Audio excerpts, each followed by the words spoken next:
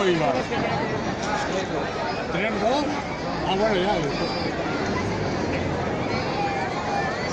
Están jugando ahora con un culo, no sé qué pasa. Chicos, miradme. Pablo, gasolina. Abrazo. Pablo. Y pasa basura.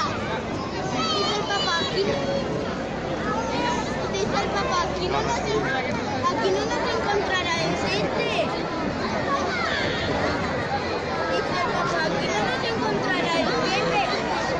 Como hablamos, tío, para atrás, no me Hombre, va mirando. Pues a ver, Ah, bueno. un extintor y todo. Ay, ¿para qué? Por cualquier cosa, tío.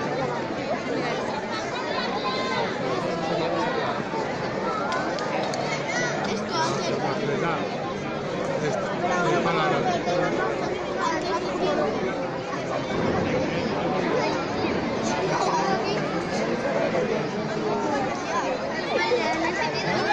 Sí, dice.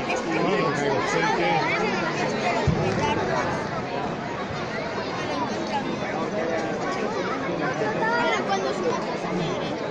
¿Qué ahí? Además, con la mierda de los juegos, no se mierda.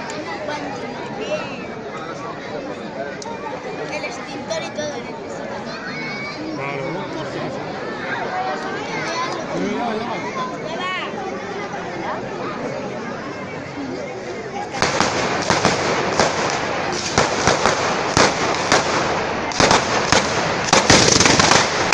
Está levantado. ¿Cuánto la gasolina? ¿Lo he visto o no?